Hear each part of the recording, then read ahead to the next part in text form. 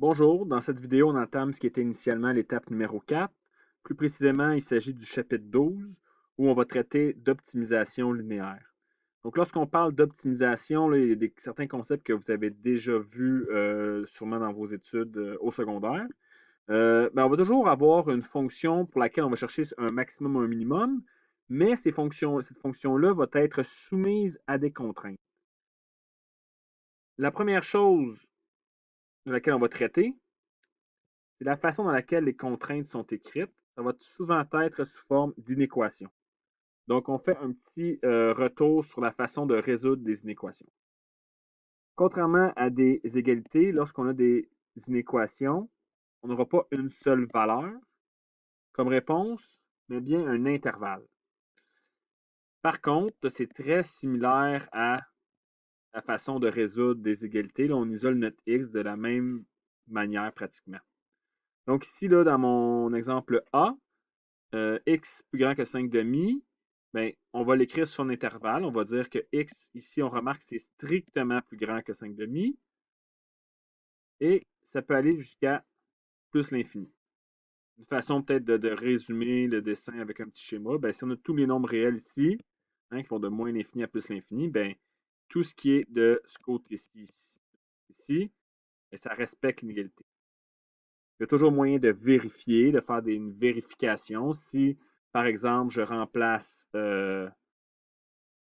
par x égale 0, je prends x égale 0 parce que c'est toujours simple à calculer. Si on remplace x égale 0, on voit bien que x égale 0 se situe ici, donc on s'attend de ne pas respecter une équation.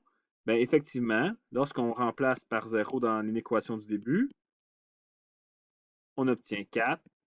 Est-ce que 4 est plus grand que 9? Faux. Donc, effectivement, x égale 0 ne fait pas partie de l'ensemble solution. Maintenant, je prends la peine de faire un deuxième exemple, puisqu'il y a une chose à laquelle il faut faire attention lorsqu'on résout des inéquations.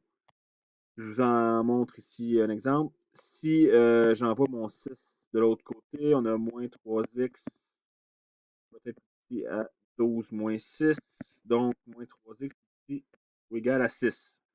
Lorsqu'on divise par un nombre négatif, il faut faire attention. Cela implique qu'on doit changer l'inégalité de sens. Donc, au lieu d'avoir plus petit ou plus grand, on se retrouve avec plus grand ou égal. Donc, ici, l'ensemble solution va être de moins 2 à plus l'infini.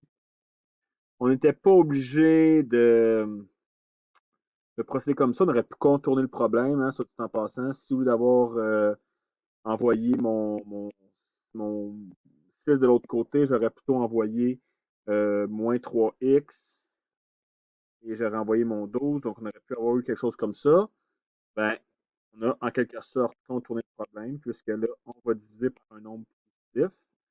Mais remarquez qu'on a exactement la même chose. Donc, encore une fois, si on vérifie, donc si on fait ce que je vérifie, x égale 0, est-ce que c'est plus grand que moins 2? Oui, ça fait partie de moins 2 plus l'infini. Puis, effectivement, si je remplace 6 moins 3 fois 0, ça nous donne 6 qui est plus petit ou égal à 12. C'est vrai. Donc, ici, là, 0 fait partie de l'intervalle. Ça fait, ça correspond à notre réponse. Ça correspond aussi à ce qui se passe lorsqu'on remplace dans une équation initiale.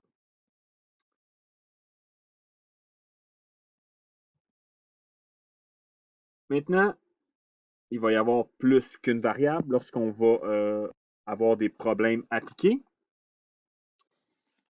Et lorsqu'il y a plus qu'une variable, par exemple, ici, x, y, on ne pourra pas avoir un ensemble, un intervalle unique un intervalle sur une droite, sur la droite réelle qui va représenter la solution. Ça va plutôt être graphiquement une région. Pour arriver à bien représenter l'ensemble solution, on va commencer par tracer la frontière de la région. La frontière va toujours être, dans le fond, l'équation présentée avec une égalité. Donc, on doit être plus petit ou égal à 9, mais au mieux ou au maximum, si je peux dire, on va être égal à 9. Il s'agira de la frontière. Ici, c'est tout simplement une équation. On pourrait retravailler la forme pour avoir une forme y égale ax plus b sans problème. Mais ce ne sera pas nécessaire. Ce que je vais plutôt faire pour rapidement représenter la droite, ça va être de trouver 2 points. Une droite passe par 2 points et une des valeurs faciles à aller chercher, c'est en remplaçant x par 0 et en remplaçant y par 0. Donc, en remplaçant x par 0, on a la chose suivante. Il faut absolument que y soit égal à 3. Donc, on a 0, 3 qui fait partie de la droite. Si on remplace y par 0, on va avoir x égale 4,5. Donc, 4,5, 0 est un point de la droite. On pourrait conclure en conclusion que la droite passe par 0,3 et par 4,5, 0. On peut donc représenter graphiquement. Donc, je suis en ligne droite, pas si pire. OK. Je vais y aller ici. 1, 2, 3, 4. J'ai 3 ici et j'ai 3, 4. Donc, 0,3 est ici. 4,50 serait là. Donc, on a la droite frontière. J'essaie de passer par mes 2 points. Maintenant, la chose qu'il faut se poser comme question, est-ce que la région est au-dessus, la région qui respecte les équations ici est au-dessus ou en dessous de la droite? Donc, un truc tout simple, c'est de prendre un point, de voir si on sait que 0, 0 est là, est-ce que ça fait partie ou non de une équation? On va se rendre compte ici que 0, 0 fait partie de la région, puisque si je remplace par 0, 0, ça donne 0. C'est bel et bien plus petit 9. 0 plus petit 9, c'est vrai. Donc, si ce point-là est dans la région, tous les autres ici vont l'être également. Pas être, c'est vraiment la frontière, c'est la droite en rouge. Donc, si on était de ce côté-ci, on va faire partie de l'ensemble solution. Donc, la région ici que j'assure maladroitement est la région correspondant à cette inéquation-là. On fait un deuxième exemple. Première étape, traçons la droite.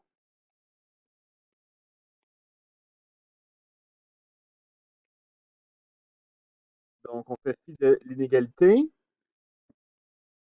En x égale 0, on regarde ce qui se passe. Et en y égale 0, c'est mon truc. On peut prendre d'autres valeurs. Hein. Ces deux valeurs-là sont vraiment faciles à aller chercher. Si je remplace x par 0, à un certain point, on n'est même plus obligé d'écrire. On va y égale moins 3. Et en y égale 0, on va avoir x égale 4. Donc, la droite passe par 4, 0 et 0, moins 3. Je peux tout de suite vérifier qu'est-ce qui se passe avec 0, 0. 0, 0 ne fera pas partie de la région.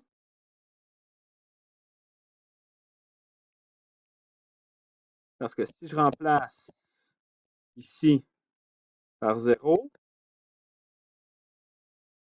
ici c'est strictement, là.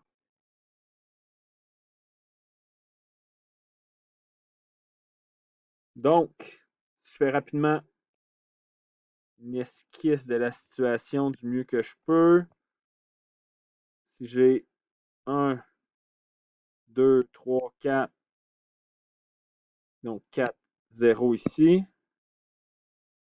Et j'ai 0, moins 3, moins 1, moins 2, moins 3 ici. On trace notre droite.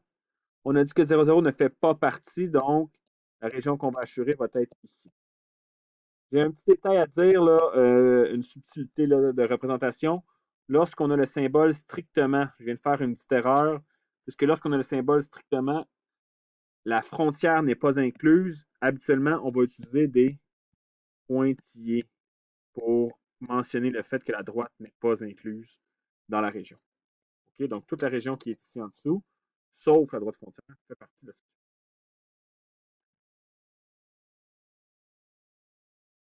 Dans la prochaine vidéo, on va entamer le travail de la section 12.2 où on va avoir non seulement, pas seulement une équation qu'on doit représenter dans un graphique, mais plusieurs équations, ce qui va éventuellement former ce qu'on va appeler un polygone de contrainte.